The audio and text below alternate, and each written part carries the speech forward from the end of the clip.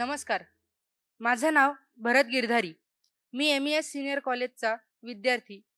आज आपण उद्यमी संवाद भाग दुसरा या कार्यक्रमाच्या निमित्ताने एकत्र जमलो आहोत. यासाठी उपस्थित मान्यवर, अध्यापक वर्ग व माझे मित्रमैत्रिणींचे मी मनापासून स्वागत करतो. या कार्यक्रमाची सुरुवात आपण सरस्वती वंदनेने करूयात. सगळ्यांनी हात जोडूयात.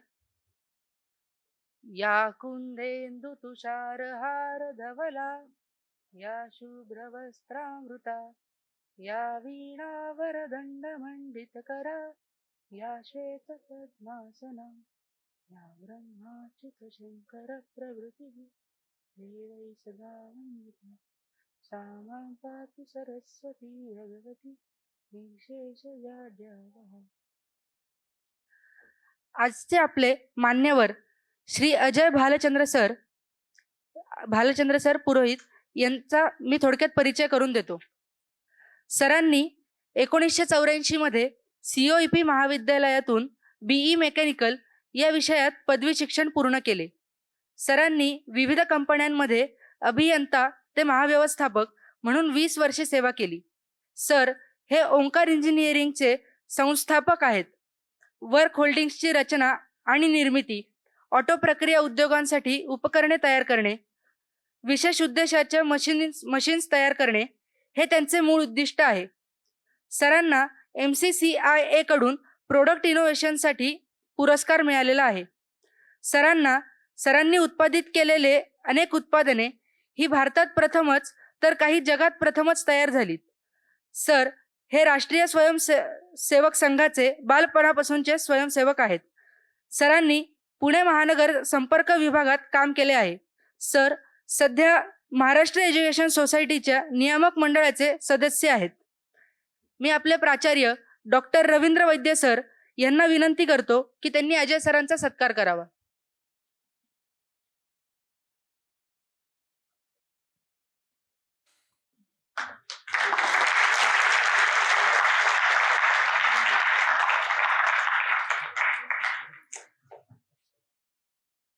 धन्यवाद सर.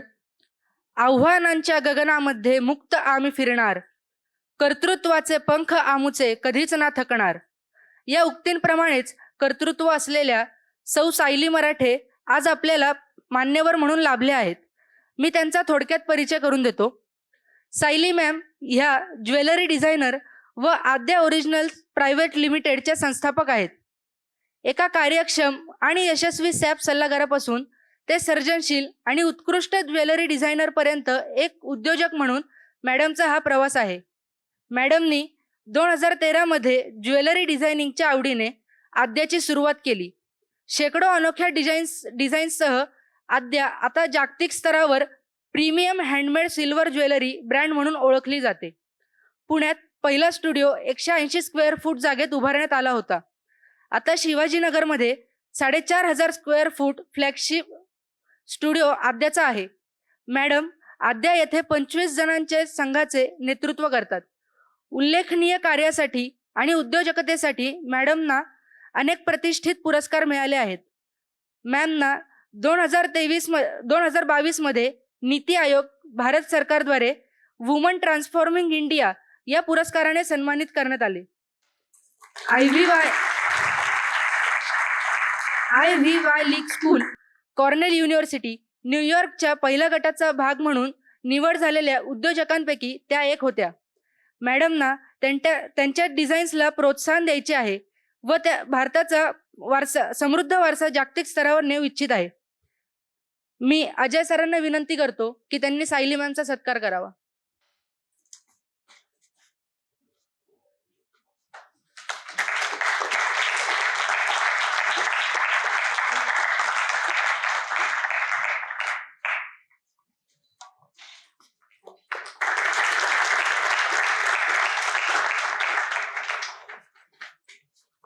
आज सर्वेश देशपांडे सर हे आपल्याला वैचारिक किडाच्या माध्यमातून मुलाखतकार म्हणून लाभले आहेत. सर हे पेशाने मेकॅनिकल इंजिनियर आहेत. मी आपले प्राचार्य डॉक्टर रवींद्र वैद्य सर यांना विनंती करतो की त्यांनी सर्वेश सरांचा सत्कार करावा.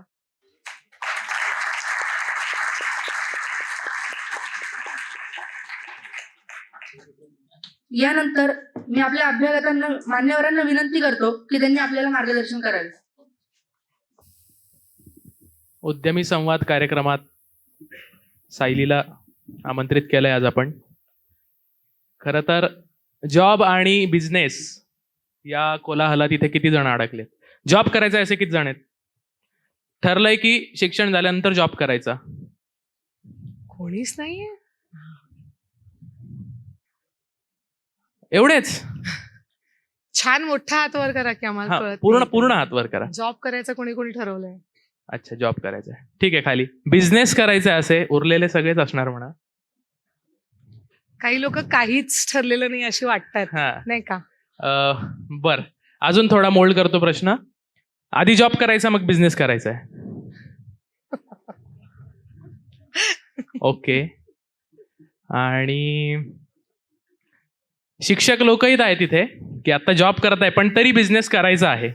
किती जण आहेत? सायली, तुझी कॉम्पिटिशन भयंकर आहे. तुला 5-10 वर्षात भरपूर लोक येणार आहेत. माझ्या टीम मधल्या मुलाला करायचं नाही हे बघून बरं वाटलं मला. Okay, very good. खरं तर जॉब आणि बिझनेसच्या असलमध्ये आपण कायम अडकलेलो असतो. मी पण त्याचा शिकार आहे, त्याच्यातून मी पण सुटलेलो नाही. तर जॉब करणाऱ्यांसाठी, बिझनेस करणाऱ्यांसाठी, आधी जॉब मग बिझनेस करणाऱ्यांसाठी, जॉब चांगला असतानाही सोडून बिझनेस करणाऱ्यांसाठी एक वन स्टॉप सोल्युशन आज तुमच्या वैद्य सरांनी आणलंय. द सायली मराठ. एकदा जोरदार टाळे होऊन जाऊ द्या सायलीसाठी. कारण मराठमोळी एक व्यक्ती इतक्या जागतिक पातळीवर, राष्ट्रीय पातळीवर आपलं नाव मोठं करतेय आणि एका अत्यंत वेगळ्या सेगमेंटमध्ये ती काम करतेय. ती फार महत्वाची गोष्ट आहे.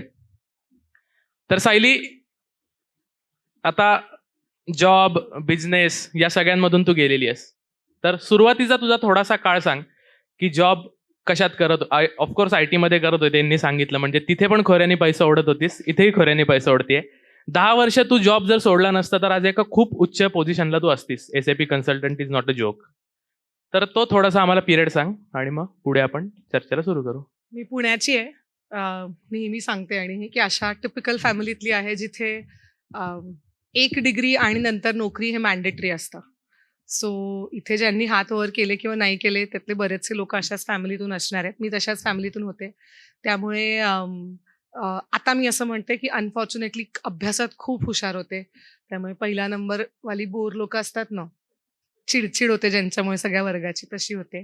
त्यामुळे सगळीकडे ऍडमिशन मिळणं, मग ऑब्व्हियस होतं की एकतर इंजिनिअरिंगला जाईल किंवा मेडिकलची एंट्रन्स देईल. मी बायो ड्रॉप केल्यामुळे इंजिनिअरिंग घेतलं आणि मी नेहमी सांगते की काही कळायच्यात मी ऑलरेडी इंजिनियर झाले होते. त्याच्यात असं खूप डिस्कशन किंवा काही झालं नव्हतं. कॅम्पसमध्ये जॉब लागला IBM नावाच्या कंपनीमध्ये आणि SAP मध्ये. जसं तिकडे 40 लोक SAP, 40 लोक जावा, 40 लोक मेन फ्रेम. 40 SAP मध्ये मी होते. ते ठरलेली तर मी आता मी SAP कन्सल्टंट झाले आणि 11 वर्ष मी ती नोकरी केली. आणि नोकरी करता करता शेवटच्या काळामध्ये side by side me jewellery बनवायला सुरुवात केली होती. तिथून आद्याची सुरुवात झाली.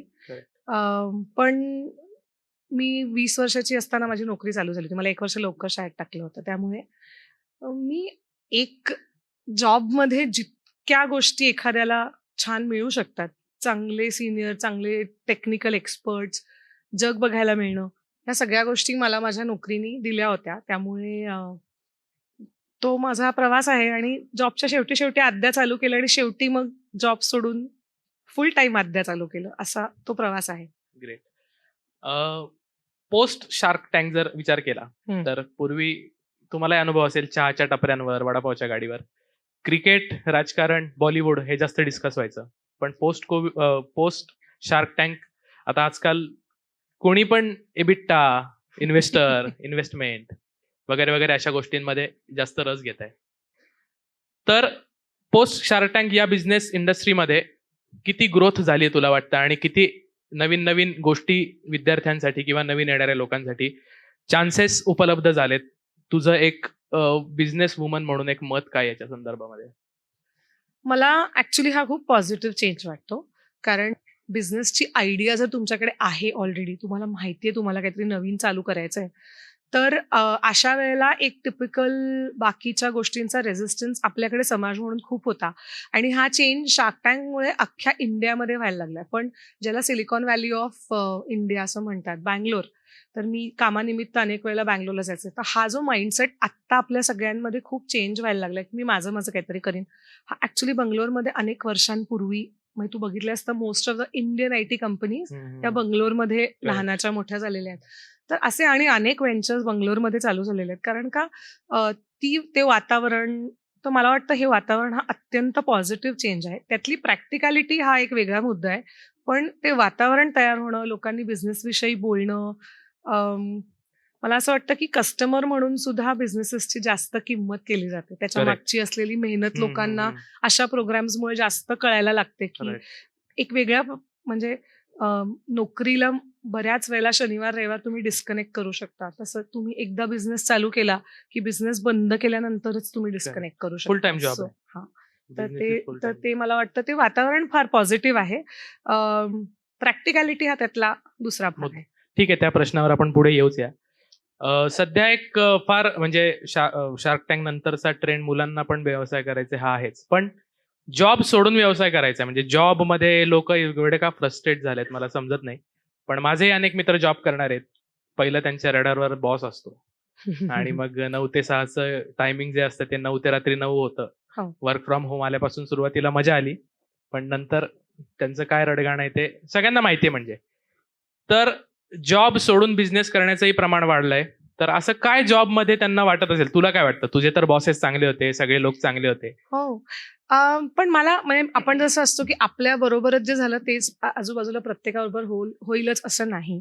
लार्जली लोकांना प्रचंड जॉबमध्ये प्रेशराइज्ड एन्व्हायरमेंटमध्ये बऱ्याच वेळेला काम करावं लागतं. भीती असते एक पद्धतीची की हे पूर्ण नाही झालं तर, आणि खूप कॉम्पिटिशन असते. तुम्ही ऑलरेडी शैक्षणिक आयुष्यात खूप कॉम्पिटिशन मधून हळूहळू बाहेर पडून नोकरीत आलेला असता जेव्हा तुम्हाला पैसे मिळायला लागतात.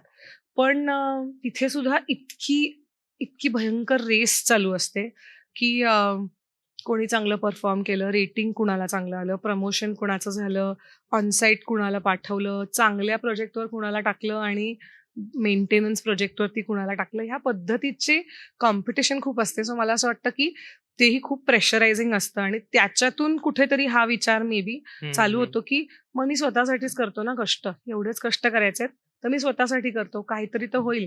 बरोबर. तर मला वाटतं की ते एक कारण असतं. दुसरं कारण मला असं वाटतं की खरंच लोक खूप एंटरप्राइझिंग स्वतःहून असतात. अच्छा. म्हणजे त्यांना कदाचित ते माहितीच नसतं म्हणून ते नोकरी करायला लागतात सरधोपट मार्गाने आणि एका पॉइंटला त्यांना असं कळतं की अरे मला तर ऍक्च्युली हे येतंय चांगलं करता, तर मी हे करते. जो बऱ्यापैकी माझा प्रवास आहे की मी बऱ्यापैकी रुटीन पुण्यातल्या घरांमध्ये ज्या आई वडील नोकरी करणाऱ्या मुलांचं जे करिअर असतं ते माझं करिअर होतं. तर मला एका पॉइंटला जॉबमध्ये 9-9.5 वर्षानंतर मला हे रिअलाइज झालं की मला ही गोष्ट जमतीये, करता येतेय, तर मी हे करून बघते. सो असाही एक जर्नी असू शकतो. तिसरा जर्नी हा आहे की घरात बिझनेस बघितलेला आहे आणि म्हणून ते नोकरी नको वाटते की मला आई वडील जसं करतात तसं करायचंय, मला तसाच बिझनेस करायचा, मला करायचा नाहीये. आणि कधी कधी मला असं वाटतं की थोडं त्याला ग्लॅमर पण आलंय आता. आत्ताच्या काळात थोडंसं बिझनेस करणं ह्या प्रकाराला ग्लॅमर पण आलंय. तर त्या दृष्टिकोनातून जे लोक त्याच्याकडे बघतायत त्या लोकांनी थोडासा त्याच्या पार्ट 2 किंवा अदर साईडचा पण विचार करायला पाहिजे की त्याला जेवढं ग्लॅमर आहे तेवढंच त्याच्यामध्ये प्रचंड हसल आहे. बरोबर. सो अशा वेगवेगळ्या कारणांसाठी लोकांना आय थिंक नोकरी सोडून बिझनेस चालू करावा असं वाटत असावं असं मला वाटतं. आता तू ग्लॅमरचा जो विषय काढलास, मग स्टार्टअप हे फॅड होत आहे का? म्हणजे तू प्रॅक्टिकॅलिटी वगैरे या गोष्टीमध्ये त्या सगळ्या आहेतच त्यामध्ये, पण जॉब सोडून किंवा शिक्षण झाल्यानंतर लगेच मी भाई याच्यात उतरतोय आता, मग लगेच ते शब्द आणि हे ते आणि त्या गोष्टी, मग वर्कशॉप्स आणि हे ते, तर स्टार्टअपचं फॅड होतंय का? कारण जर मागच्या इकॉनॉमिक इयर मधला विषय पाहिला तर 100% स्टार्टअप्स जे स्टार्ट झाले त्यातले 30-35% ठीक करतायत, बाकी बंदच व्हायच्या मार्गावर आहेत 1-1.5-2 वर्षामध्ये. तर हे फॅड होतंय का? हा एक बेसिक प्रश्न आहे. मला इतकं जेनरिक वाटत नाही की त्याचं फॅड होतंय, पण मला असं वाटतं की म्हणजे प्रत्येकाने ते चालू करताना ते पडताळून पाहिलं पाहिजे, की ॲक्चुअली तुमच्याकडे एक चांगली बिझनेस आयडिया आहे का? किंवा तुमच्याकडे आयडिया आहे, पण त्याचा एक चांगला बिझनेस होऊ शकतो का? किंवा तुमचा बिझनेस थोडासा चालू झालेला आहे, पण तो सस्टेनेबल आहे का? बरोबर. ह्या सगळ्या फॅक्टर्सबद्दल बोललं गेलं पाहिजे, डिस्कशन झालं पाहिजे. आणि मला असं स्वतःला वाटतं, की आपल्याकडे अजून आपण खूप नेसेंट स्टेजमध्ये आहोत. आत्ता सुरुवात झाली आहे. हळू ते कल्चर तयार होईल. त्याच्यातून स्टँडर्ड ठिकाणी शिकायला मिळेल आणि मग कदाचित एक स्ट्रॉंग जनरेशन ऑफ एंटरप्रेन्योर्स आपल्याकडे चालू होईल असं मला वाटतं. ग्लॅमर हा भाग त्याच्यामध्ये आहे, कारण का दिसतं समोर खूप आणि असं वाटतं की बिझनेस चालू केला की पैसा खूप मिळतो. बरोबर. तर हे इक्वेशन तितकं सरधोपट नाहीये. बरोबर. चांगला जॉब आहे ऑलरेडी, ठीक आहे. म्हणजे आता तर पॅकेजेसचे फुगलेले आकडे आपल्याला माहिती आहे. चांगला जॉब असताना देखील तो सोडून बिझनेसमध्ये येणं, कारण तुला जॉबचे अनुभव आहे, बिझनेसचाही 10 वर्ष झाले करतेस. तर कधी कधी मूर्खपणाचं ठरतं का ते, की चांगला जॉब होता तो सोडला पण तरी आलो. तुला असं कधी वाटलं का, यार चूक केली येऊन? अरे खूप मला ऑलमोस्ट पहिली अनेक वर्ष 30 तारखेला नेहमी हेच वाटायचं. हा एक फिक्स इन्कम येत असतो. की SMS नाही आला. सॅलरी डिपॉझिट झाल्याचा. तर नाही वाटतं. अजिबात मी असं डिनाय करणार नाही की बिझनेस चालू केला त्या दिवसापासून मी तेवढीच मोटिवेटेड आहे. नॉर्मल आहे असं वाटणं, की कारण तुझी जबाबदारी नाहीये ना at the end of the day तो सॅलरीचा मेसेज येणं. Correct. एखाद्या महिन्यात जरा कमी परफॉर्मन्स केला असेल, जरा कमी मेहनत असेल कामावरती, तरी देखील ती सॅलरी तुला मिळणारच आहे. इथे रोजची मेहनत इज डिरेक्टली प्रपोर्शनल टू तुम्ही काय बिझनेस कुठे चाललाय. तर त्यामुळे ते अगदीच वाटतं, की आपण का केलं असं? चांगलं चाललं होतं, एवढे पैसे मिळत होते, ते कशासाठी सोडले आणि आता हे काहीतरी करत बसलोय आणि आता ह्याच्यातून कधी. आणि म्हणजे असे विचार येतातच. बरोबर. अजूनही अनेक वेळेला अशा पॉइंटला जेव्हा असं असतं ना, की एक दिवस आहे, 24 तास आहेत आणि 36 तास करायला लागतील एवढी कामं आहेत. त्या दिवशी संध्याकाळी हे वाटतंच, अरे यार कुठे अडकलो, चांगलं चाललं होतं. पण मी म्हटलं तसं की ते शॉर्ट लिव्ड असतं आणि दुसऱ्या दिवशी सकाळी माहिती असतं की आपल्याला परत जायचंय, परत काम करायचंय आणि रिवॉर्डिंग असतं. सो तुम्ही चॉईस करता. Every day you choose to be an entrepreneur. Correct. तो यू हॅव टू बरोबर. चूज की मला रोज सकाळी उठून हे करायचंय. रोज सकाळी उठून तो चॉईस आवडेलच असं काही बरोबर. नाहीये. पण करत राहावं लागतं. हा पण वाटतं ना, दुःख वाटतंच की कशासाठी एवढं केलं, चाललं होतं, दुसरं कोणीतरी टेन्शन घेऊन काहीतरी करत करत होतं आणि होतं. आपल्याला मिळत होतं ते चांगलं. आयतं कोणाला नाही आवडत. सगळ्यांनाच आवडतं. सगळ्यांनाच जिथं आवडतं. फुकट तिथं हा. परिवारासकट. फुकटपेक्षा तुला आयतं म्हणजे मला एक नेहमी मी हे सांगते की असं चहा कसा आवडतो असं विचारलं की दुसऱ्यांनी बनवलेला. करेक्ट. हे उत्तर असताना तर मग ते आयतं जे मिळतं ना ते फार मस्त असतं. त्यामुळे वाटतं, कधी कधी वाटतं, पण ऑन अ लार्जर साईड खूपच चांगलं वाटतं की मी रोज हा चॉईस करते की मला मी जे करते ते करायचं. मेंटल अप्स अँड डाऊन्स रोजच येतात. म्हणजे तू म्हटलीस की असं वाटलं की कुठून आले इथे, तरी दुसऱ्या दिवशी उठून असं काय मोटिवेट करतं की you keep on going, you keep on going? ती लिस्ट खूप मोठी आहे आणि त्यातले थोडेफार ती मुद्दे ती सांगितले फार समजा. अशी पॉझिटिव्ह म्हणजे आणि ती काय म्हणतात त्याला, ती खोटी पॉझिटिव्ह लिस्ट नाही, ती अच्छा. खरंच खूप पॉझिटिव्ह. एक तर मला असं वाटतं की निर्मितीचा आनंद, आणि हे तुम्हाला समजेल कारण तूही इंजिनिअरिंग केलंयस, पण तुम्ही आता एक क्रिएटिव्ह क्षेत्रात Correct. काम करताय. तर निर्मितीचा आनंद जो आहे ना तो अनपॅरलड आहे. म्हणजे त्याला खरंच दुसरी कुठलीही गोष्ट तुम्हाला, मी एक गोष्ट स्केच केली किंवा मी एक गोष्ट व्हिज्युअलाइज केली आणि ती गोष्ट आज लाखो लोक घालतायत कानात. मी आता मागचे काही महिने मी कुठल्याही एअरपोर्टला गेले, कुठल्याही मोस्टली मेट्रोजमध्ये गेले, तरी मला पटकन लोक तुम्ही आद्या ना, म्हणजे हम्म, हम्म, माझं नाव नाही माहिती फार लोकांना, पण चांगलीच गोष्ट आहे. कारण अनेकांना तुम्ही- तुझंच नाव अद्या वाटतं. कारण तुम्ही आद्या आहात ना, करेक्ट. तर मला असं वाटतं की हे आपण तयार केलं ना, ह्याचा आनंद आणि ह्याचं समाधान हे अनपॅरलड आहे, की लोक तुम्हाला तुमच्या क्रिएशन्समुळे ओळखतात. मला हम्म. कितीतरी वेळेला सिग्नलला मी उभी असेन तर असे हे ते आद्यावाले ते आद्या असं, तर मला खूप छान भारी वाटतं. वाटतं. खूप छान वाटतं आणि म्हणजे ह्याच्यात डिनाय करण्यासारखं काहीच नाही, की तुम्ही कुठे गेलं तर तिकडे तुम्हाला लोकांनी बघितलेलं असतं. मी तुमचं लाईव्ह बघितलंय, हम्म. मी तुमचे व्हिडिओ बघतीये, असं तो फिट ते मला वाटतं की निर्मितीचा आनंद हा खूप महत्वाचा आहे. दुसरी गोष्ट, मला असं जे मला करायला खूप आवडतं तो प्रत्येकाचा चॉईस असेल असं नाही, पण तुम्ही जेव्हा बिझनेस करत असताना तेव्हा तुम्ही इतक्या नवीन नवीन लोकांना भेटता आणि तुम्हाला खूप एक्सपिरियन्सेस ऐकायला मिळतात. वेगवेगळ्या क्षेत्रातले एक्सपिरियन्सेस, वेगवेगळ्या लोकांच्या बॅकग्राऊंड्स, त्यांची आयुष्याची जर्नी आणि ते मला खूप फॅसिनेटिंग वाटतं. अं, तिसरी गोष्ट जी मला खूप वाटते ती माझी टीम. त्यांच्याबरोबर काम करणं हे माझ्यासाठी खूप रिवॉर्डिंग आहे. Very good. कारण म्हणजे मा ओरडायच्या वेळेला ओरडलं जातं, चिडचिड करण्याच्या वेळेला चिडचिड केली जाते. असं काही खूप हंकी डोरी सगळं असतं आणि सगळं रोज गोड चाललंय असं नाही. पण at the end of the day 27 ते 28 लोकं ही ती कंपनी माझी कंपनी आहे म्हणून काम करतात. हे तुम्ही रुजवू शकलात. Correct. हा आनंद खूप मोठा असतो आणि तशी माझ्याकडे एक खूप स्ट्रॉंग टीम ऑफ पीपल आहे. म्हणजे अगदी आमच्याकडे हे उदाहरण मी मुद्दामून देते नेहमी, की जी लोकं सोडून गेली, वेगवेगळ्या कारणासाठी सोडून गेली. एखादा दुसरा चांगला जॉब मिळाला, कोणी ब्रेक घेतला, कोणाचं लग्न झालं म्हणून रिलोकेट झाले. तर आमच्याकडे सगळे एकतर कायम नंतर सतत भेटायला येऊन मी अजूनही आद्या असंच त्यांना वाटतं. जे खूप मस्त फिलिंग आहे किंवा ते पुन्हा जॉइन होतात.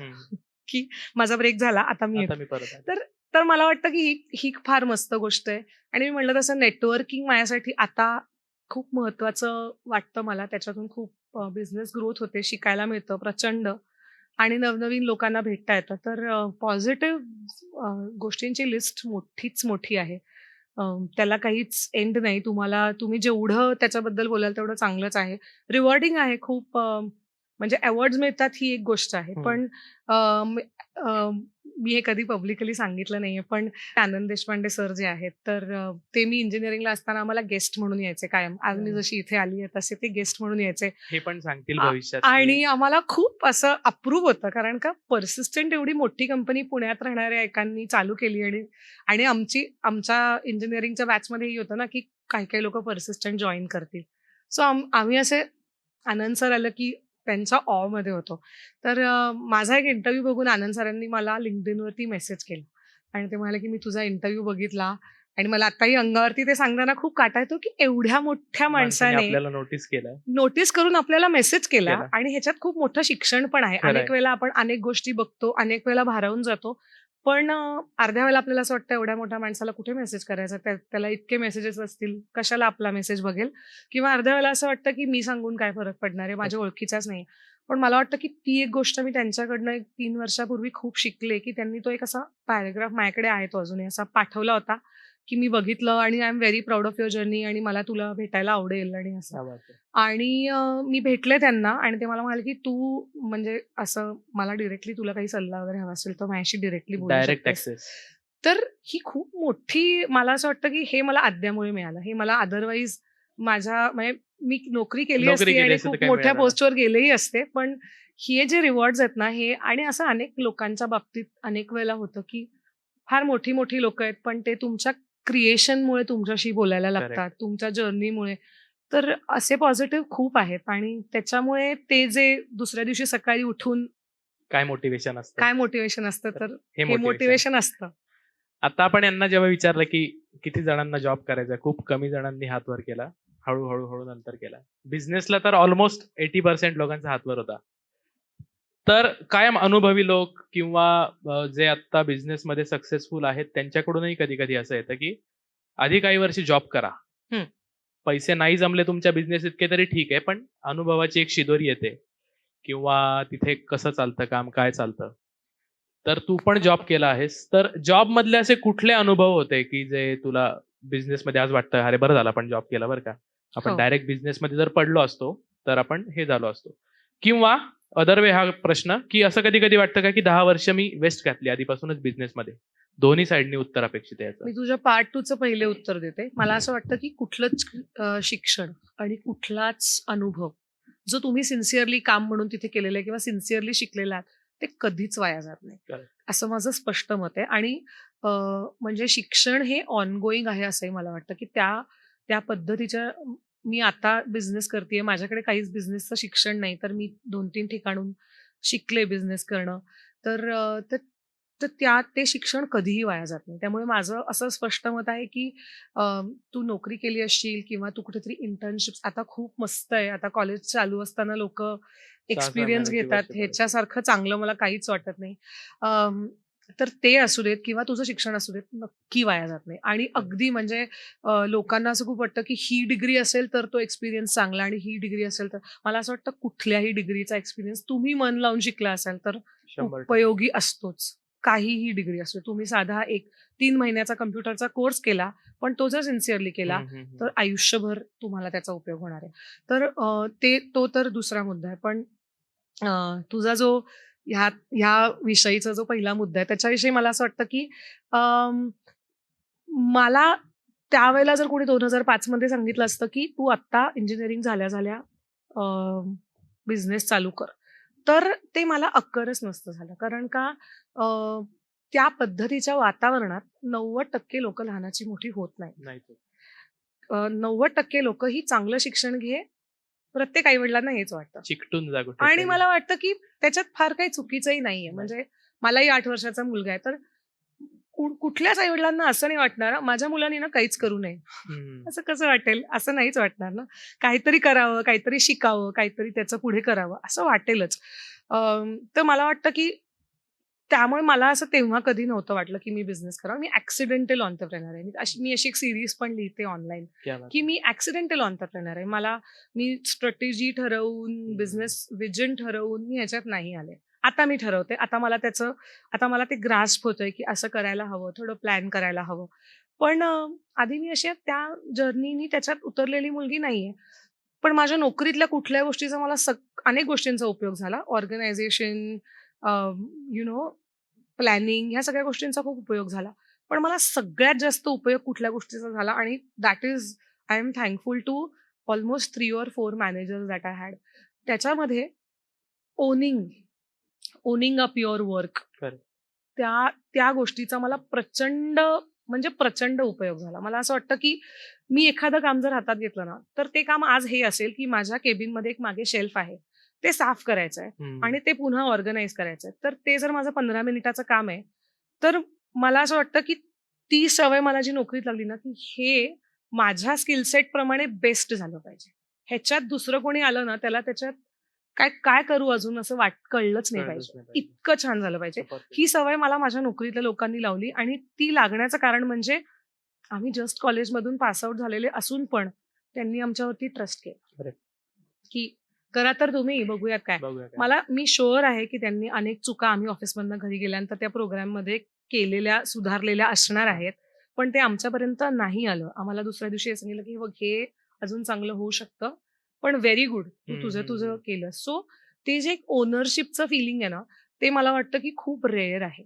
आणि म्हणून मला असं नेहमी वाटतं, की मी इंजिनिअर आहे, तूही इंजिनिअर आहेस आणि इकडे सरही इंजिनिअर आहेत. तर ना हल्ली एक खूप ट्रेंड आहे, की खूप लोकं, की कसं इंजिनिअरिंग हे कसं कसं कोणी इंजिनिअर होऊ शकतं. अच्छा. ह्या हा. अर्थाचं आता खूप बोललं जातं. खरंय. तर मला असं वाटतं ना, की गुड इंजिनिअर्स आणि इंजिनिअर्स आर हा. Two different type of people. खरंय. तर मला वाटतं, की ती सिन्सिअरिटी आणि ते ग्रास्पिंग आणि त्याच्यात मी म्हणजे आता प्रोग्रामिंग करणारे लोकं असतील, तर मी माझा प्रोग्राम ह्याचा 0.4 मिलीसेकंड्समध्ये रन होतोय ना, माझा अजून 1 मिलीसेकंड कमीमध्ये मी रन करून दाखवतो. हे ऑप्टिमायझेशन हे 100% देणं giving to a task is extremely important. Correct. Business business असं ऐकताना फार भारी वाटतं आम्हाला. म्हणजे यार आता तुम्हाला पण सायलीकडे पाहून वाटलंच असेल की मस्त चिल लाईफ आहे, एन्जॉय आहे. जॉबमध्ये पण शनिवार रविवार सुट्टी असते, पण तरी 5 दिवस त्याला पिळून घेतलं जातं. तर जॉब करणाऱ्यांना बिझनेसवाल्या लोकांचं फार अट्रॅक्शन वाटतं आणि आकडे जर बघितले टर्नओव्हरचे तर ते तर काहीच्या काहीच. म्हणजे मग तिथेच फॅसिनेशन होतं की आपण पण घुसावं इकडे. तर बिझनेस करणाऱ्यांना काय काय कॉम्प्रोमाइजेस असतात? तू काय काय म्हणजे एखादा अनुभव किस्सा किंवा असं झालंय कधी कधी की 40-40 दिवस सलग काम केलं आणि लक्षातच आलं नाही की अरे आपण 40 दिवस झाले सुट्टीच घेतलेली नाही. हे बघ, आता मी ब्लफही नाही करू शकत कारण माझ्या टीममधला मुलगा समोर बसलाय. पण अच्छा, मी ओके. वीकली ऑफच घेत नाही. मी कायम ऑफिसमध्ये असते. मी वीकली ऑफ घेत नाही आणि असं नाही की मी घेत नाही, पण मी एखाद्या दिवशी कमी काम असेल तर लेट जाते ऑफिसला. डायरेक्टली 4 वाजता जाते. तो फ्रीडम मला आहे. हं. कारण का मी काही काम मोबाईलवर केलं, काही लॅपटॉपवर केलं, 1 तासभर बसून काहीतरी माझं ईमेल्सचं काम केलं आणि आज मी 4 वाजता ऑफिसला येते. हे मी करू शकते कारण माझ्या टाइपच्या बिझनेसमध्ये 9 to 6 किंवा 10 to 7 मी तिथे असण्याची गरज नाहीये. त्यामुळे तो मला फ्रीडम आहे. अ, पण मी 2014 मध्ये अद्या चालू केलं. ऍक्टिव्हली मोठ्या स्केलवरती Scale वर. एक्झिबिशन्स. तर एकही दिवाळीची, गणपतीची, नवरात्रीची, दसऱ्याची कुठलीच सुट्टी नसते रिटेल बिझनेस करणाऱ्या लोकांना. सो आमच्या दिवाळ्या आमच्या टीम बरोबर असतात. आम्ही तेही रोटेशनल बेसिसवर सुट्टी घेतात. Correct. तर फक्त वर्षातून 2 दिवस लॉजिस्टिकली येणं शक्य नसतं म्हणून गणेश चतुर्थी आणि अनंत चतुर्दशी या 2 दिवशी आम्ही सगळे घरी असतो. पण तेव्हाही घरनं काम चालू असतं. पण मला असं वाटतं की मला ते कॉम्प्रोमाइज नाही वाटत. कारण का I made a choice. Correct. I स्वतःहून मेड आली. A choice for this life. त्यामुळे मला ते करायला खूप मज्जा येते. आणि ते एक गोष्ट नक्की आहे की ते तुमच्या अ, काम करणाऱ्या टीमला पण तितकंच इंटरेस्टिंग वाटवून देणं ही खूप कठीण गोष्ट आहे. हम्म. की त्यांनाही हेच वाटणं की मी मी करायला पाहिजे काम. माझी म्हणजे जॉईन करताना आम्ही सांगतो की हे बघा तुम्ही जिथे जॉईन करता तिथे दिवाळीला 5 दिवसाची सुट्टी हे कल्चरच आपल्याकडे नसू शकतं. कारण दिवाळीला लोकांना शॉपिंग करायची असते. करेक्ट. 31 डिसेंबर आणि 1 जानेवारीला लोकांना सुट्टी असते, पार्ट्या असतात, हे असतात, ते असतं. तेव्हा लोकांना वेळ असतो. अरे आज सुट्टी, चला आद्यात जाऊन येऊ. हम्म. मग आद्याला असायला लागतं ते. बरोबर. तर ह्या ज्या गोष्टी आहेत 15 ऑगस्ट, 26 जानेवारी, लॉंग विकेंड्स, तुमचं ऑफ सीझन कधी असतो नेमकं? आम्हाला Off ऑफ season सीझनच असेल. नसतो. त्याच्यामुळे आणि आम्ही ई कॉमर्स व्हेंचर जोपर्यंत असल्यामुळे जगात बायका आहेत तोपर्यंत दागिनेवाल्यांना नो ऑफ सीझन. संपला विषय. त्याच्यामुळे चालू राहिलं पाहिजे. त्यामुळे off पुरुषांसाठी काहीच season. नाही ना तुमचं? पुरुषांसाठी खूप दागिने आमच्याकडे आहेत. आहेत. ओके. आणि आम्हाला जास्तीत जास्त पुरुषांनी ते घालायला हवेत. येत अच्छा. नाहीत फार मुलांना अजून रेझिस्टन्स असतो की मी काय मुलांनी दागिने हे ऐकून घालणार. ठेवा. त्यामुळे कस्टमर बेस तुला मिळेल इकडे चांगला. सो येस, मी म्हटलं तसं की कॉम्प्रोमाइज मला वाटत नाही. काही काही गोष्टींचे कॉम्प्रोमाइजेस असतात, पण ती मला वाटतं की प्रत्येक ऑन्टरप्रेनर करतो. Correct. त्या वेळेचं गणित आणि समीकरण मांडणं हे थोडंसं कठीण होतं, पण त्याप्रमाणे तुम्ही गोष्टी हम्म. ऍडजस्ट करून घेता हळूहळू. आता जॉब करणाऱ्यांचं तर दिवाळीचं प्लॅनिंगही झालंय आता. हॉटेलही बुक झालेत कारण हो. त्यांना माहिती असतं आपल्याला कुठल्या दिवशी सुट्टी आहे कुठल्या दिवशी नाही. तर हा थोडासा अतरंगीच प्रश्न आहे तसा की जॉब करणाऱ्यांकडे बघून तुला असं कधी वाटतं की त्याला मजा राहायची? असे कुठले 2-3 मुद्दे सांग जरा. शनिवार रविवारी थोडंसं वाटतं मला अच्छा. की बघितलं हा. घरी बसून चिल टाकतायत सगळे आणि मी बसली आता ऑफिसमध्ये किंवा काहीतरी काम करते असं मला वाटतं. पण नाही रे, तेवढं एक 2 मुद्दे सोडले तर काही मला असं फार जॉब करणं. आणि 30 तारखेला वाटतं, अच्छा. प्रत्येक 30 तारखेला वाटतं तो की मेसेज. आपल्याला मेसेज येतो माझा पण तो 7-8 आकड्यांमध्येच असेल ना पण. नाही, नाही. पण म्हणजे मला असं नेहमी ह्यांना वाटतं 5 आकड्यांची सवय आपल्याला. ह्यांना 7-8 आकड्यामध्येच येत असणार. की नोकरी करत असते तर आज इतके मिळाले असते. सिक्युरिटी असं असते असं जॉब. नेहमी वाटतं. थोड्या मज्जा असतात नोकरीतल्या ज्या तुम्हाला आवडतात. 6 महिने मॅटर्निटी आता मिळते. मी 4थ्या दिवशीपासून काम करायला लागले होते मुलगा झाल्यानंतर. करेक्ट. आणि तू प्रेग्नंट असतानाही एक्झिबिशन्स करायची, 4 तास हो. 4 तास काम करायची, हो. 1 तास झोपायची, झोपायचे, परत पुन्हा काउंटरला उभं राहायचं. ती फोल्डेबल गादी असते. करेक्ट. ती मी अशी मी खूप रिसोर्सफुल आहे. हा. असं मला तू कुठलाही गोष्ट मिळवायला सांग, ती मी अशी बरोबर मिळवून आणते. म्हणजे Correct. अशी की आता काय आम्हाला झोपायचं का एक्झिबिशनच्या इकडे, मग अशी गादी मी शोधली होती अशी मस्त जाड 3 इंची फोल्डेबल. तसं माझं गाठोडं घेऊन मी जायचे क्या बात आहे. आणि एक्झिबिशनला उभे राहायचे आणि मग ते मध्ये परत 1 तास जाऊन पटकन आता मी झोपून येते. पटकन 1 तास झोपायचं, खायला प्यायला तर कायम मज्जा करत परत Correct. एक्झिबिशनला उभं राहायचं. असं मला हे खूप सांगायला आवडेल कारण ह्या गोष्टीचं मला प्रचंड कौतुक आहे माझ्या टीम बद्दल. कारण का अतोनात कष्ट असतात. ज्वेलरीचं एक्झिबिशन हे म्हणजे असं छोट्या छोट्या गोष्टी लावणे आणि परत त्या काढणे. आम्ही 25 टेबल्सचा डिस्प्ले करतो आत्ता 6 बाय 3 फुटाच्या. आणि अशी आम्ही 250 एक्झिबिशन आमच्याकडे डॉक्युमेंटेड आहेत. तर 250 एक्झिबिशन्स आम्ही केलेली आहेत आणि अतोनात मेहनत. आणि I am very proud of myself and the entire team की आम्ही तिथे येणाऱ्या लोकांशी हसून दिवसभर गप्पा मारून त्यांना ज्वेलरी विकायची. आणि हे इमॅजिन कर की अशा वेळेला अनेक वेगवेगळ्या गोष्टी चाललेल्या असतात.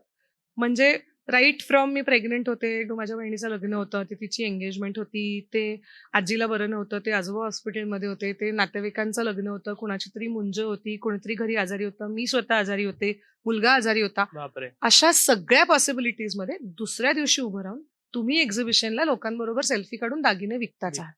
सो हे मला वाटतं खूप खूपच रिवॉर्डिंग, खूप क्रेडिटेबल आहे.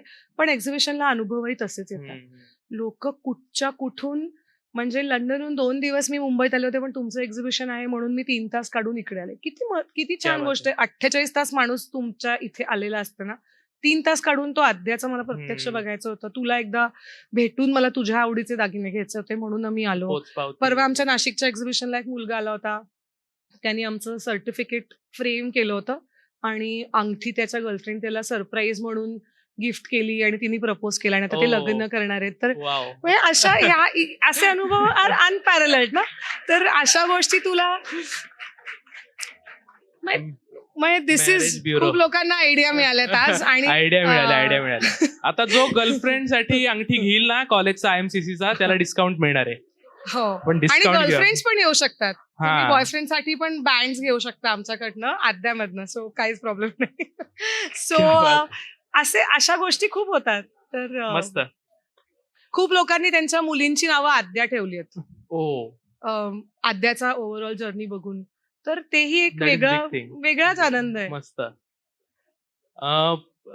तू जॉब करत असताना शेवट व्यवसायामध्ये म्हणजे दागिने बनवत होतीस, चांदीमध्ये तर उशिरा आलीस, पण हो. तू बनवत होतीस, गिफ्ट देत होतीस. तर अनेक विद्यार्थ्यांना पण हा प्रश्न रिलेट होईल की व्यवसाय करायचा आहे, घुसायचं आहे बिझनेसमध्ये, पण अजून कळतच नाही कुठला करायचा, अजून डोकंच चालत नाही, कुठल्या व्यवसायात आपल्याला रस आहे. स्टार्टअप तर करायचं आहे, पण प्रॉडक्ट पण आपल्याला लक्षात येत नाही, किंवा आपल्याला सर्व्हिस इंडस्ट्रीमध्ये काहीतरी बिझनेस करायचा आहे. तर ते कसं ओळखलं पाहिजे, म्हणजे कसं लक्षात येतं की आपलं यामध्ये रस आहे आणि त्या सगळ्या भोवतीच्या प्रॅक्टिकॅलिटीज किती आहेत. तर आता तू तो चॉईस कसा तुझा निर्माण झाला दागिन्यांमध्ये, की मला यामध्येच करायचंय म्हणून? मला वाटतं की तुझं पार्ट 1 ऑफ द क्वेश्चन आहे की हे कसं कळेल. तर मला वाटतं त्या लोकांनी पहिले काही दिवस नोकरी, काही महिने नोकरी, इंटर्नशिप्स कराव्यात वेगवेगळ्या ठिकाणी, वेगवेगळ्या नवीन व्हेंचर्समध्ये. त्याच्यातून कदाचित त्यांना एखादी आयडिया मिळेल की मी हे करू शकतो, किंवा माझा हा बिझनेस असू शकतो, हे चांगलं होईल. तुमचंच ऍक्च्युली उदाहरण बघा. आता तुमचा जो चॅनल आहे, हे इतक्या वर्षापूर्वी कुणाला माहिती होतं की हा एक कमर्शियल बिझनेस होऊ शकतो. सो ही जी आयडिया आहे ही तुमच्या डोक्यात येणं, आणि अशा अनेक आयडिया तुमच्या डोक्यामध्ये येण्यासाठी तुम्ही काही ना काहीतरी बघितलं पाहिजे, वाचलं पाहिजे, अनुभव घेतला पाहिजे. तर इंटर्नशिप्स आणि नोकरी हे दोन्ही चांगले ऑप्शन आहेत. घरचा बिझनेस असेल तर तो जॉईन करा, त्याच्यामधून अनुभव घ्या आणि तुम्हाला काहीतरी आयडिया मिळेल. माझ्या केसमध्ये ऍक्च्युली असं होतं की मला लहानपणापासून क्रिएटिव्ह इन्क्लिनेशन ज्याला आपण जास्त म्हणतो होतं. ते प्रचंड होतं. घरीही वातावरण तसं होतं की म्हणजे शाळेत असताना कायम ते जे लोक असतात ना, नाटकात, नाचात, पोवाड्यात, सगळीकडे वर्गातल्या Yes. 2 मुली सगळीकडे असतात. Yes yes. ती मी होते की अरे नाटकात तिला बोलव ना, ती करून टाकेल, हा. 1 दिवसात पाठ करून टाकेल. वक्तृत्वाच्या स्पर्धेत भाग घ्यायचा आहे. 4 भाषांमध्ये ते पुण्यामध्ये एक ट्रिपल क्राऊन नावाची पद्धत आहे. तर पुण्यातली लोक असतील कॉलेजमधली तर 3 भाषांमधल्या 3 कॉम्पिटिशन्स मध्ये पहिला नंबर मिळवायचा. असं ते आमच्या घरी ते खूप होतं की त्याच्यात पण घ्या पार्ट, मग फोक डान्सची त्याच्यात पण घ्या पार्ट. तर ते होतं. सगळीकडे. हा, काहीच सगळीकडे सोडायचं. ड्रॉइंगच्या क्लासला जायचं. पुण्यातलं खूप कल्चर आहे, मला माहित होय. नाही सगळ्यांना. सगळ्या क्लासला आपण सगळ्या जायचं. कथकच्या क्लासला जायचं. मी गाण्याच्या 4 परीक्षा दिल्या. क्या मी बात आहे. कथकच्या 5-6 वर्ष कथ्थक शिकली. मस्त. सो हे कॉमन आहे. सगळे जातात. वर्गातले अर्धे लोक कथ्थकला जातात, अर्धे भरतनाट्यम, सगळे जातात. तर त्यामुळे मी लहानपणापासून क्रिएटिव्ह, पुरुषोत्तम, फिरोदिया, वर्व हे सगळं करत असल्यामुळे कायम काहीतरी स्वतःचं क्रिएट करणं. आणि आद्याच्या सगळ्या जर्नीमध्ये ना आम्ही ना कुठेही पेड PR करत नाही. Okay. म्हणजे आमची कधी तुम्हाला न्यूजपेपरमध्ये जाहिरात दिसणार नाही, टीव्हीच्या जाहिराती परवडत नाहीत स्टार्टअप्सना. आणि कुठेही तुम्हाला असं स्टँडर्ड वेज ऑफ आम्ही कुठलेही इंटरव्ह्यूज, आमचे आतापर्यंत कमीत कमी 70-80 इंटरव्ह्यू छापून आले असतील. आम्ही एकही इंटरव्ह्यू, एकही आर्टिकल विकत घेत नाही.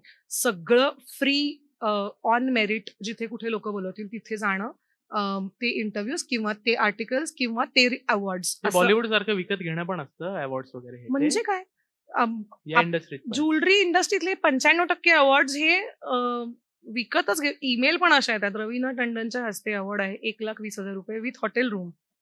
असं ते पॅकेज असतं. ते पॅकेज असतं त्या ज्या हॉटेलमध्ये अवॉर्ड मिळणार आहे तिकडचं पॅकेज असतं ते.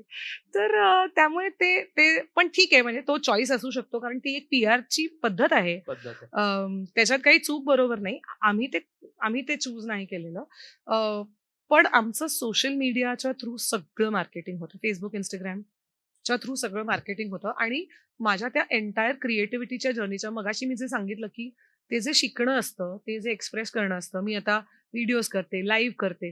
तर मी म्हणजे नाटकाचा भाग असणं किंवा ती सगळी शिबिरं करणं. मी दुबेजींचं पण शिबिर केलं सत्यदेव हो, दुबेजींचं. क्या सो बात. अशा तर ह्या सगळ्या गोष्टींचा तुला कुठे ना कुठेतरी उपयोग होतोच. होतोच. आम्ही व्हिडिओज करतो तेव्हा मला हे सगळे लोकं व्हिडिओ शूट केल्यानंतर बऱ्याच वेळा, "अरे वन टेक, वन टेक." म्हटलं वन टेक म्हणजे मला इन्सल्टिंग वाटेल जर मी बोलायला उभी राहिले आणि मी अडखळले आणि मी मी मला नाही आवडणार. माझ्यासाठी ते खूप म्हणजे खरंय. माझ्यासाठी तो एक खूप हा इगो आहे, की मी एवढी शिकली आहे नाटक आणि मी नीट मीच बोललंच उतरेल. पाहिजे. मी शुद्ध, स्वच्छ, छान परफेक्शनिस्ट व्हिडिओ एकदम. केलेच पाहिजेत असं. तर त्यामुळे मला वाटतं, की त्या गोष्टींचा उपयोग होतो आणि माझ्या आद्याचं सगळं चालू करण्याचा जर्म हा ते क्रिएटिव्ह गोष्टी आवडणं ह्याच्यामध्येच सगळ्यात जास्त होतं. बरोबर. आमचा मराठी क्रीडाचा संस्थापक इथे आहे सूरज. तर तोही तेच सांगतो, तो टीचर होता. त्यांनी पण जॉब सोडून हे केलंय. तर त्याला मराठी क्रीडामध्ये तो रस्त्यावर लोकांचे इंटरव्ह्यूज घेतो. काही पण उत्तर देतात लोक तरी त्याला डील करतो. म्हणजे त्याला जर विचारलं की तुला हे कुठून आलं स्किल, तर तो सांगतो शाळेतल्या मुलांकडून. म्हणजे इतक्या मोठ्या माणसाकडून असं उत्तर अपेक्षित नसतंच समोरच्याला. पण कुठे काय शिकायला मिळेल ते काही सांगता येत नाही. आणि इंटर्नशिप्स मधनं आयडिया येतात बरं का. म्हणजे तुम्ही 3 महिन्याचे इंटर्नशिपचं एक फेक सर्टिफिकेट आणताय मला माहिती आहे. कारण मी पण इंजिनियर आहे आणि काम न करता आपल्याला ते सर्टिफिकेट इझिली मिळतं. तर इंटर्नशिप फार महत्वाची हा आत्ताचा एक लेसन आहे. हो, ते अजिबात करू नका. करा, काम करून सर्टिफिकेट आणा. काम दॅट इज करून. Extremely important. आत्ता मगाशी आपला शार्क टँकचा विषय झाला. अनेक जण शार्क टँक बघतही असतील. बघता ना अनेक? म्हणजे ते क्लिप्स पण येतात छोट्या-छोट्या. तर मागच्या 2 वर्षातला इकॉनॉमिक इयर मधला जर डेटा बघितला, तर मगाशी मी जो उल्लेख केला, की बिझनेसेस सुरू तर होतायत, पण 30-35% ठीक-ठाक करतायत आणि एक 7-8%च रेशो आहे, की जे खूप चांगलं करतायत. तर बिझनेसेस गणतात का बरं लोकांचे? म्हणजे असं काय होतं? कारण शार्क टँकमध्ये येऊन गेलेले पण अनेक लोक तुम्ही जर नंतर सर्च केलं, तिथे पिचिंग भारी करतील, तिथे बड्या-बड्या गोष्टी होतील, त्यांना मिळेल पण चांगली इन्व्हेस्टमेंट. पण नंतर ते 1-1.5 वर्षामध्ये खड्ड्यात जातायत. तर काय कारण असावं याचं? मला वाटतं, की याचं खूप पारंपरिक उत्तर आहे आणि मला ते म्हणजे आपले आई-वडील कायम हे म्हणतात, आज्या म्हणतात, की जे पटकन मिळतं ना, ते ते फार पटकन टिकत नाही. जातं. ते पटकन जातं पण. तर मला वाटतं, की त्याचं म्हणजे ह्याचं उत्तरही तेच आहे. वेगळ्या पद्धतीने आहे, त्याचे वेगळे ॲस्पेक्ट्स आहेत. पण मला असं वाटतं, की फंडिंग रेज करताना त्या फंडिंग सोबत तुम्ही करणार काय आहात? ह्याची जर क्लॅरिटी तुम्हाला नसेल हं, किंवा फाउंडर मेक्स मनी हं. आणि मग कंपनीचं काय व्हायचं ते होऊ दे. हा जर अप्रोच असेल, तर it becomes very difficult to sustain. मग त्या पैशाचं मी काय करू? ते पैसे फाउंडरनी घेतले, कंपनीत काहीतरी केलं आणि मग त्याचं हळू डिक्लाइन झालं. तर मला पर्सनली आद्यासाठीही आणि इन जनरलही मला स्लो आणि स्टेडी हे प्रचंड आवडतं. मला वाटतं की तुझा स्लो ग्राफ तसाच आहे. है ना? स्लो इज द वर्ड कारण का तुम्ही हळू-हळू, छोट्या-छोट्या गोष्टींनी बिल्डअप केलत आणि हं. इन्व्हेस्टमेंट घ्यावी का नाही घ्यावी, हा एक वेगळा परिसंवादाचा विषय असू शकतो. अं, ज्याला माहिती आहे की ते इन्व्हेस्टमेंट घेऊन मला काय-काय करायचंय, ज्याच्याकडे प्लॅन आहे, त्याने नक्की घ्यावी. कारण त्याने मोठे झालेले खूप बिझनेसेस आपण बघितलेले सुद्धा बरोबर. आहेत. पण ज्याला माहितीच नाही की त्याचं काय हं. करायचं, तिथे ते म्हणजे त्याचं काही घडणार नाही पुढे खरंय. आणि तेच होतं अनेक वेळेला की त्याचं काही घडत नाही. मग मोठं कोणीतरी येऊन तुम्हाला विकत घेऊन टाकतं. तुम्ही निगेटिव्ह हं, हं, हं. प्रॉफिटमध्ये जाता आणि असं म्हणजे इट बिकम्स रिडंडंट. तुम्ही स्वतःचा बिझनेसच ते मारक असतं तुमच्या बरोबर. बिझनेसला. तर मला वाटतं की माझा स्लो ग्रोथवरती विश्वास आहे. तू पण फंड रेज नाही केलेला. मी फंड नाही केलेला. 100% इक्विटी 100% सायली मराठी. आमच्या नाही 50-50% अच्छा. हां, ओके. माझ्या हो. बिझनेसमध्ये मी आणि माझा नवरा 50-50% पार्टनर ग्रेट, आहोत ग्रेट. त्यामुळे. फंड रेझिंगचा विषय चालू आहे. तर एक फार मोठी अचीव्हमेंट आहे सायलीची, की कोविडची फर्स्ट वेव्ह आणि सेकंड वेव्ह जिथे बिझनेसेस झोपत होते, जिथे चांगले-चांगले लोक नांगे टाकत होते, तिथे सायलीनी जेएम रोड सारख्या ठिकाणी एक स्वतःचं एक खूप मोठं शोरूम ओपन केलं. ते धाडसाचंच काम होतं खरं. तर फंड्स ज्या ठिकाणी उत्पन्नच होत नव्हता, अशा ठिकाणी तू कसं काय इतकं मोठी उडी घेतलीस आणि ते अचीव्ह कसं काय केलं?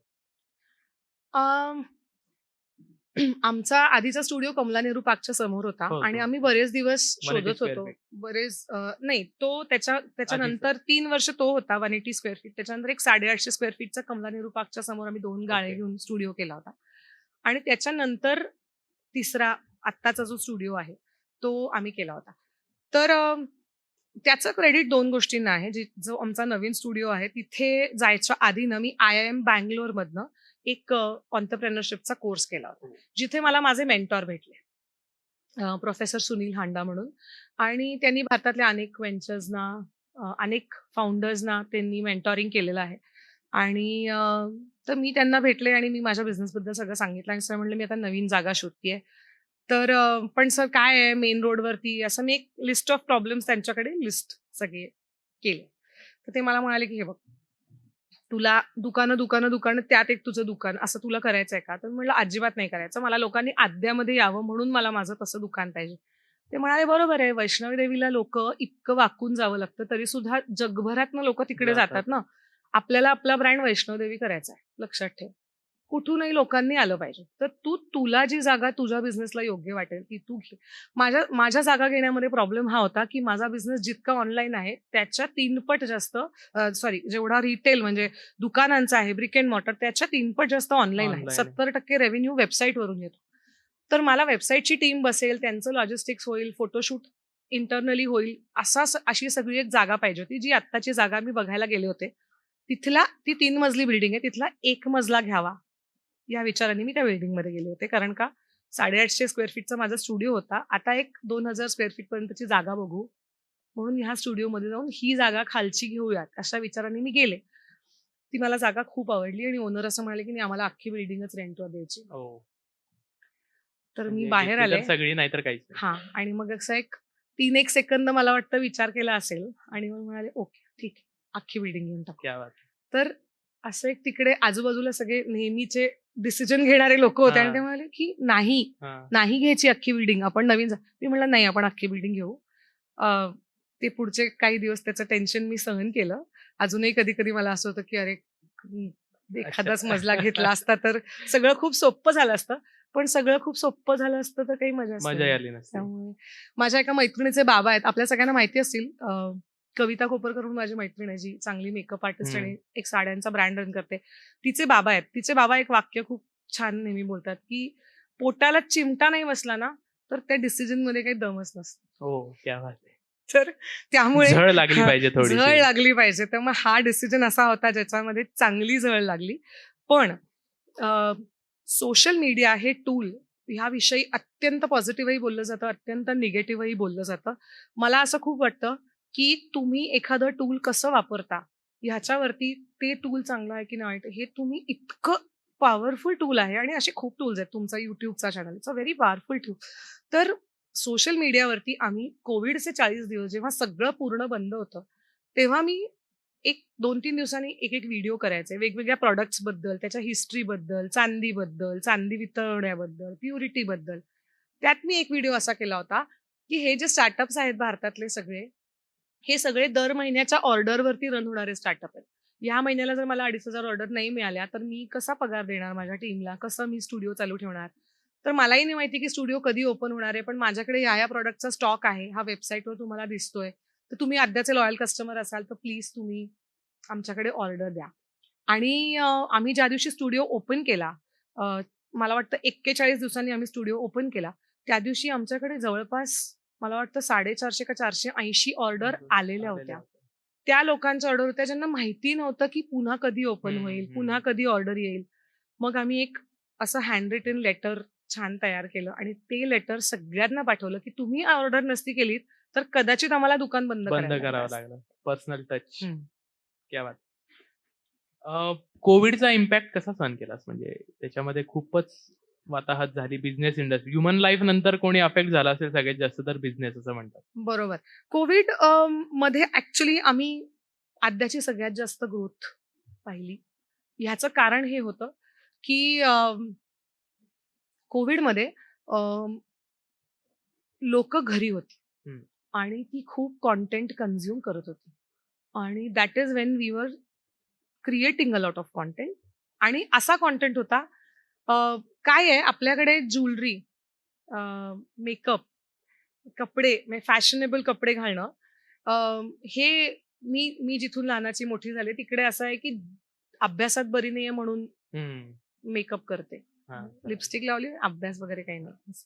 तर तर तर मला असं नेहमी वाटतं की किंवा माझ्या बाबतीतही खूप वेळेला असं होतं, ज्यांना काहीच माहिती नाही ना माझ्याबद्दल, तुम्ही काय करता, ज्वेलरीचा बिझनेस करता, अच्छा अच्छा ओके, असं बाकी एक काही होतं. जमलं नसेल नाही नाही, हा आणि हे यू हा. Can read it on their face की खरंय. अच्छा ज्वेलरी हा. आहे, ठीक आहे, ओके ओके. आणि आणि आपण विचारतो ना, तुम्ही काय करता, मी ऍक्च्युली इथे जॉब वगैरे, असं मला असं होतं की हा, म्हणजे ओके. मला कळत नाही की मी काय रिॲक्ट करू. आणि मग नंतर बोलता बोलता असं एक होतं की अच्छा, मग तुम्ही, अच्छा मग तुमचा इतका वर्षांचा बिझनेस आहे, मग आधी काय मी इंजिनिअरिंग केलं.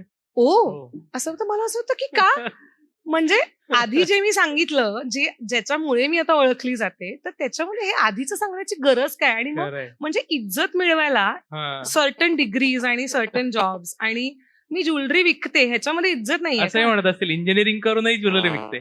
अरे ते तर पहिले सुरुवातीला सगळं ते माझे घरचेच म्हणायचे. म्हणजे माझी आई तर, मी हा नेहमी किस्सा सांगते, तिला अर्थात खूप म्हणजे कौतुकापोटी आणि प्रेमापोटीच हे येतं. पण मी पहिला स्टुडिओ जेव्हा 180 स्क्वेअर फीट ओपन केला ना, तेव्हा माझा मामा आला होता ओपनिंगला. आणि आईनी तिथे बाहेर उभं राहून, माझी आई पेढे देत होती सगळ्यांना. हा. पण माझी आई असे पेढे देत होती, बघ ना, नोकरी सोडून चालू केलं. प्रत्येकाला ती असा पेढा देत होती. तर माझा मामा आतमध्ये आला आणि म्हणाला, तिला सांग, ती सगळ्यांना असं सांगतेय, नोकरी सोडली आणि हे चालू केलं, नोकरी सोडली आणि हे चालू. तर पण अर्थातच बरोबर आहे, ती ती ज्या सेटअप Mindset मध्ये मध्ये लहानाची आहे. मोठी झाली, त्यांनी ज्या पद्धतीने आम्हाला नोकरी करणारे आई वडील काटकसर करून, महिन्याचा पगार प्लॅन करून, हे ज्यांनी लहानाचं मोठं केलं, त्यांच्यासाठी असंच होतं शॉकच की होता वेड जॉब लागलंय का काय, आता कानातले गळ्यातले विकणार. तर बरोबर आहे, त्याच्यात काही चूक नाही. पण मला असं वाटतं की कोविड, कमिंग बॅक टू कोविडचा प्रश्न, आम्ही ना इंटेलिजंट कॉन्टेंट तयार केला. There is so much intelligence involve in selling a product. Jewellery असू दे, का पेन असू दे, साधं टिकटॅक वालं पेन असू दे, पण किती इंटेलिजन्स इन्व्हॉल्ड आहे एक प्रोडक्ट विकण्यामध्ये. खरंय. तर आमचा कॉन्टेंट तुम्ही जर बघितलात सोशल मीडियावरचा, तर एक फक्त छान दिसणारी मुलगी ज्वेलरी घालतीये, हा कॉन्टेंट नसून त्या ज्वेलरीची हिस्ट्री, त्या ज्वेलरीचं मेकिंग, ज्वेलरी मेकिंग बद्दलचे मिथ आणि रिलेटेबिलिटी. मेकअप न केलेल्या मॉडेल्सच नसतात, मेकअप न केलेल्या मुलींनी घातलेली ज्वेलरी, हे आम्ही खूप प्रयत्न करतो की रिलेटेबिलिटी त्याची खूप असली पाहिजे आणि त्या कॉन्टेंटमध्ये इंटेलिजन्स असला पाहिजे.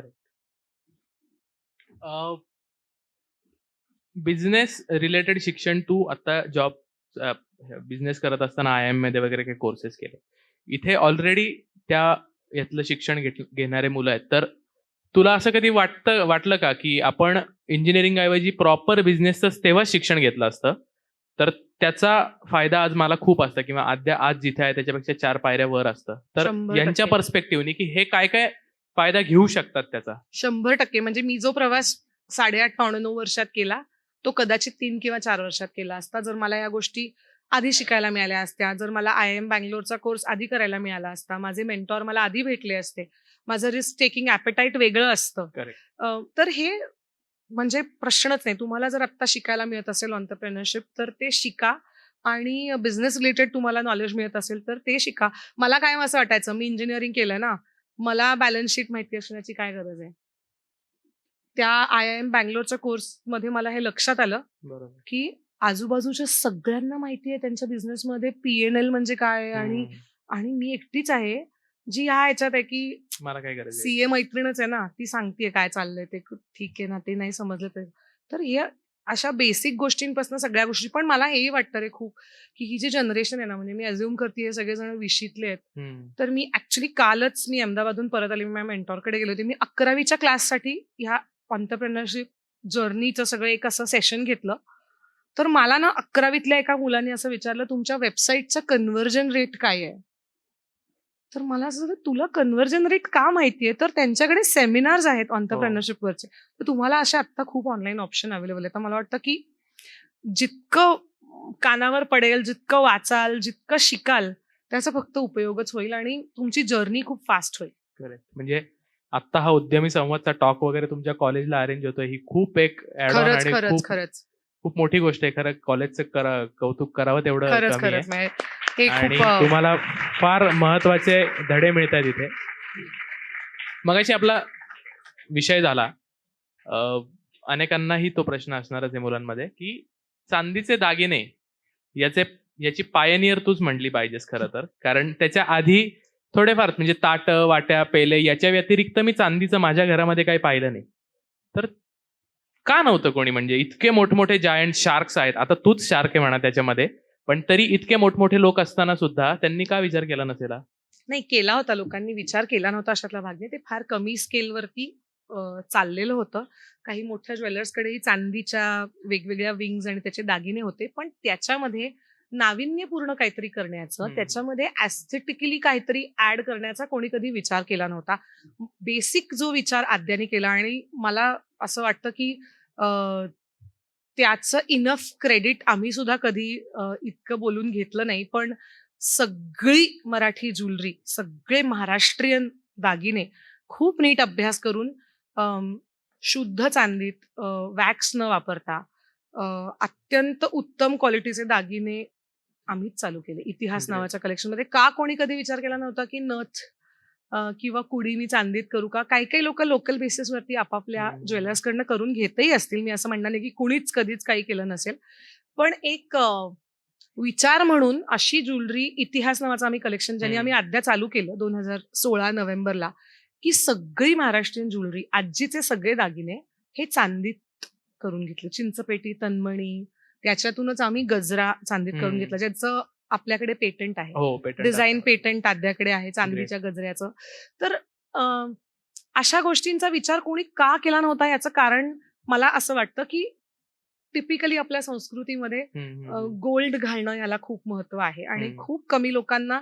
आणि एक मी तुला हे सांगते की त्याच्यात एक थोडासा इनोसन्स पण आहे की मी हे चांदीचे दागिने घालू कशावर, असा प्रश्न खूप लोकांना पडतो. माझ्या आईच्या अच्छा. जनरेशनला सुद्धा हा प्रश्न अनेक वेळेला पडतो की अगं आता छान दिसतायत, आता हम्म. आवडतात ते सगळ्यांना, त्यामुळे तेही व्हॅलिडेशन आहे, पण कशावर घालायचं ते नाही कळत. कळत नाही. तर तोही एक भाग आहे, तेही आम्ही थोडं सॉर्ट आउट करण्याचा प्रयत्न करतोय. पण आता दिवस बदललेत. आम्ही ते इतिहास चालू करून डेफिनेटली ट्रेंड सेट केला होता.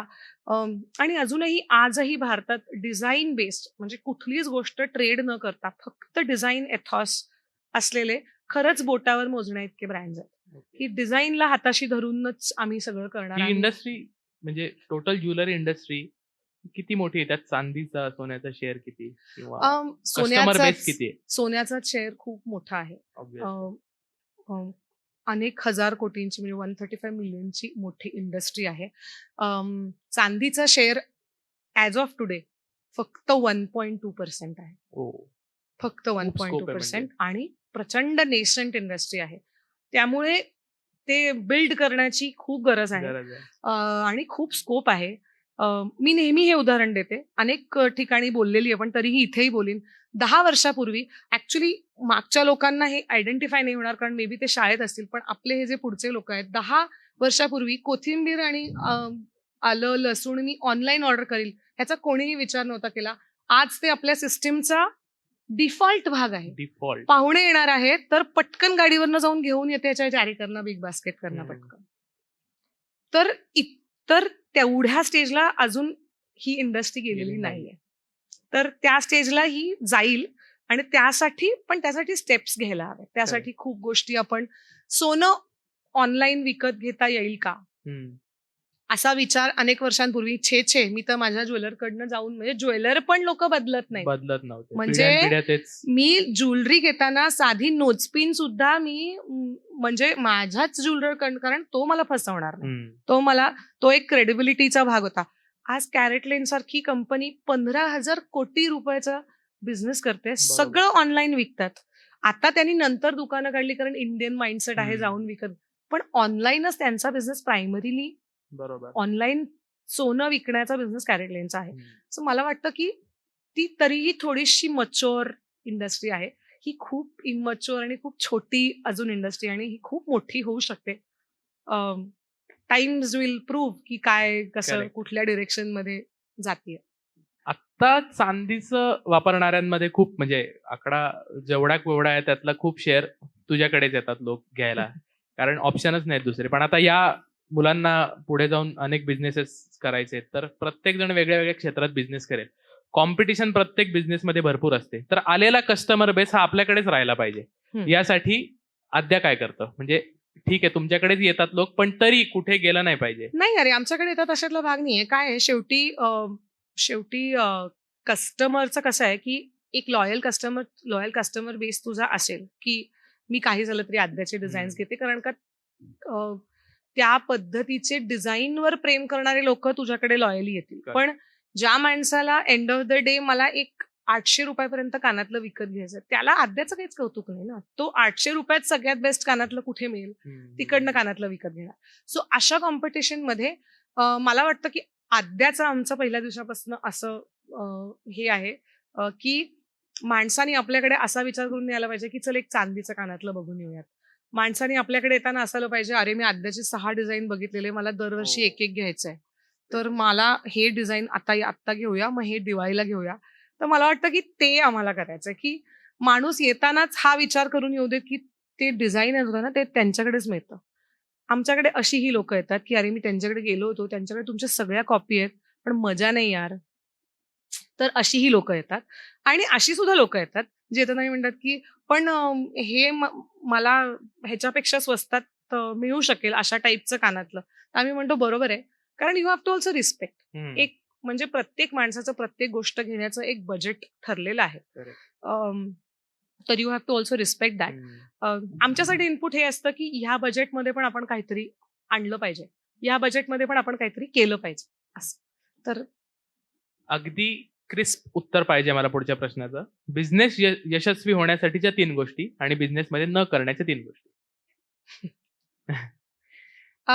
न करण्याच्या 3 गोष्टी आधी सांगते. सगळ्यात पहिली गोष्ट म्हणजे जी अजिबात कधीच करू नये ती म्हणजे सोडून द्यायचं. म्हणजे काय सोडून द्यायचं, की जाऊ दे यार, हे जमत नाही ना, देऊ सोडून. ओके. तर तसं नाही करायचं. पहिली गोष्ट. दुसरी न करण्यासारखी गोष्ट म्हणजे डोळे मिटून दूध पीत राहायचं. आजूबाजूच्या कुठल्याही गोष्टींचा गोष्टीकडे. काही कॉग्निझन्स नाहीये, असं नाही. You have to be very aware. तर त्यामुळे ते नाही करायचं. म्हणजे दुर्लक्ष नाही करायचं कुठल्याच गोष्टीकडे. आणि तिसरी सगळ्यात महत्वाची आणि न करण्याची गोष्ट म्हणजे अम, डोक्यात नाही गेलं पाहिजे.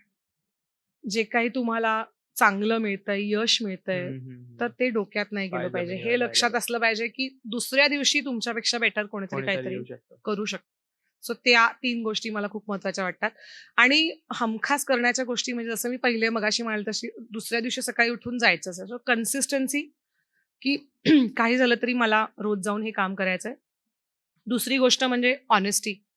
हे बिझनेससाठी ऐकायला प्रचंड काही चुकीचं लोकांना वाटतं की चुकीचं वाटेल.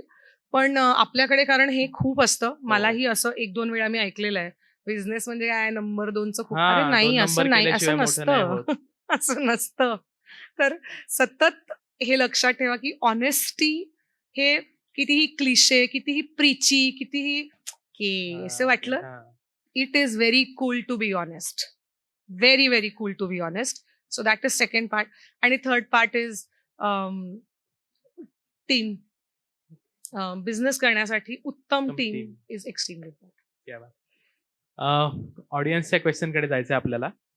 ऑडियन्समध्ये कोणाकोणाला प्रश्न विचारायचे आहेत? माईक जाणार आहे ना सर? आधी नाव सांगा तुमचं आणि मग तुमचा प्रश्न येईल. प्लीज सोपे प्रश्न विचारा.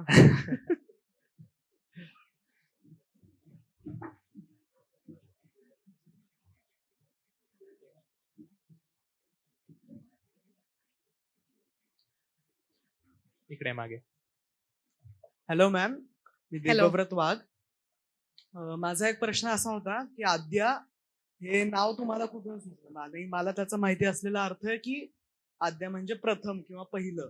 तर हाच त्याचा अर्थ आहे का तुमच्या दृष्टीने त्याचा काही वेगळा अर्थ आहे? बरोबर आहे. मी संस्कृत शिकली आहे, तर first culture of Mankind is आद्य संस्कृती. तिथे तो वर्ड मला पहिल्यांदा इंट्रोड्यूस झाला होता. आणि त्याचं फेमिनाईन रूप आद्या. जसं आता योगचं बोलून बोलून योगा झालंय, तसं आद्या. आणि हे आद्या हे देवीचंही नाव आहे. The first one and the original one या अर्थाने ते चालू केलेलं आहे. म्हणून कंपनीचं नाव ठेवताना पण आद्या ओरिजिनल्स प्रायव्हेट लिमिटेड असं नाव ठेवलं होतं. थँक्यू. थँक्यू. Next one. इकडे मागे.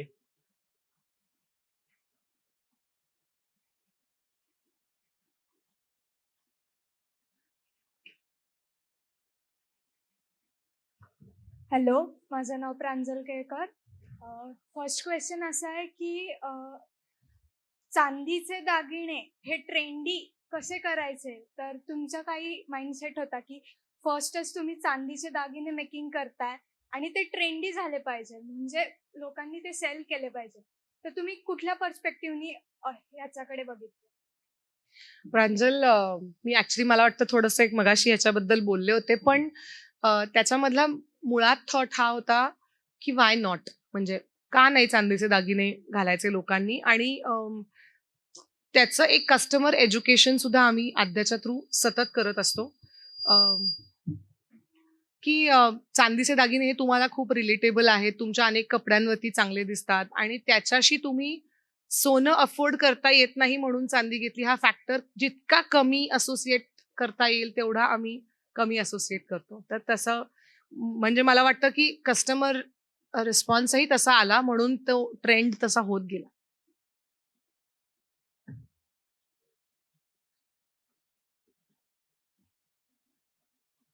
Hello, I'm Hi. Diya. So I had a question that did you opt for any other external course for jewelry designing especially?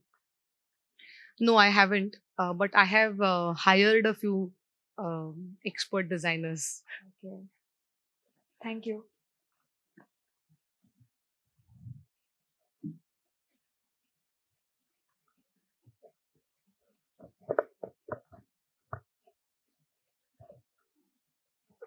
Hello ma'am, my name is Praj Shinde. So मला विचारायचं होतं, initially तुम्ही म्हणलात की job quit करावं असं वाटतं प्रेशरायझेशनमुळे. So तुमचे मत विचारायचे होते की किती टॉलरन्स असावा आणि किती टाइम इन्व्हेस्ट करावा त्या एक्सपिरियन्ससाठी. चांगला प्रश्न आहे, पण खूप रिलेटिव्ह प्रश्न पण आहे.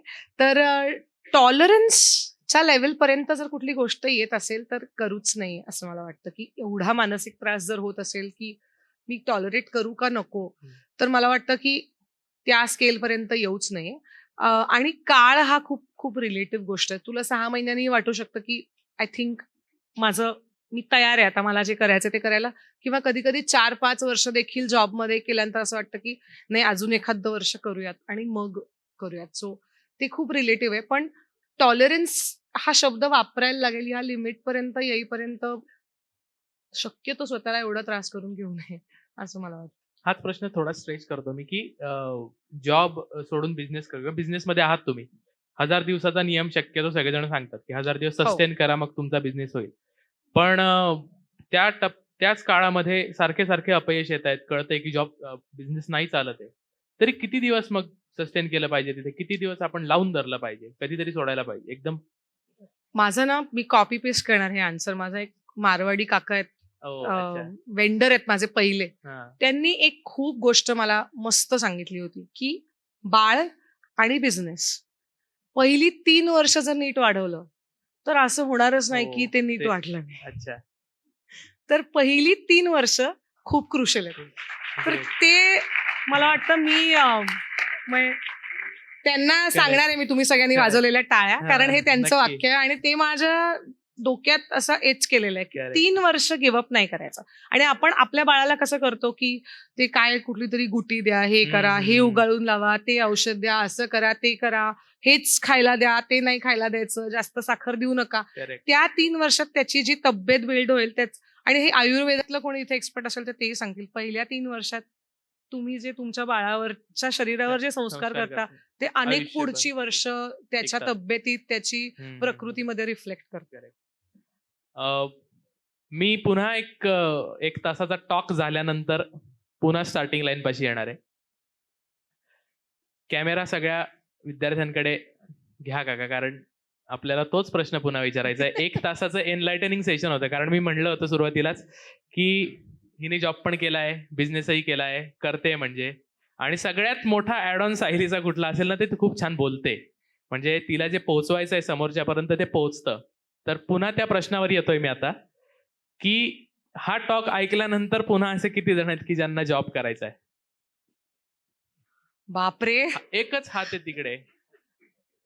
एकटाच. ओके, दुसरा पण आला, तिसरा. ओके, अरे पण मगाशी 15-20 तरी होते. 15-20 तरी होते. त्यांनी इतके लोक इन्स्पायर झालेत म्हणजे तासाभराच्या विचार सेशन मध्ये. बदललेला आहे. दुसरा क्वेश्चन परत, किती जण आहेत की ज्यांना बिझनेस आता ठरलं की आता बिझनेस मध्येच जायचंय? चिटिंग नाही करायची हा. मगाशी जर जॉबला जास्त हात होते तर बिझनेसला कमी पाहिजे, बिझनेसला जास्त असतील तर ठीक आहे. ओके, हा, मग आता तिसऱ्या कॅटेगरीत असतील मे बी, आधी जॉब आणि मग बिझनेस. हा, आता इक्वल झालं. ओके, क्या बात आहे. तर असे कार्यक्रम सारखे सारखे व्हायला पाहिजे असं म्हणतात की रतन टाटांचं पण मी एक वाक्य ऐकलं होतं की विद्यार्थ्यांमध्ये जाऊन त्यांच्याशी संवाद साधणं हे त्यांच्यासाठी प्रिव्हिलेज नसतं, हे माझ्यासाठी प्रिव्हिलेज असतं. खरंच खरंच. कारण त्यांना कायम नवीन लोकांकडून काही ना काही मिळत असतं. तर डिक्की नेक्स्ट जेन आणि तुमच्या कॉलेजनी हा इतका छान कार्यक्रम आयोजित केलाय. अजूनही त्याच्या पुढच्या भागांमध्ये अनेक मोठमोठे लोक येतील, त्यांची मतं मांडतील. तर एकदा तुमच्या कॉलेजसाठी आणि डिक्की नेक्स्ट जेनसाठी एकदा जोरदार टाळ्या वाजवूया आपण.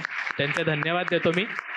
उद्यमी संवाद हा अतिशय यशस्वी कार्यक्रम होईल यासाठी शुभेच्छा देतो. सायली, तू आज आलीस, मनमोकळ्या गप्पा मारल्या, अनेक मुलांना इन्स्पायर केलं असशील आणि मला खात्री आहे की तुझा व्यवसाय उत्तरोत्तर प्रगतीच करत राहील. त्यासाठी Thank तुला you. खूप खूप शुभेच्छा. Thank you so much. थँक्यू.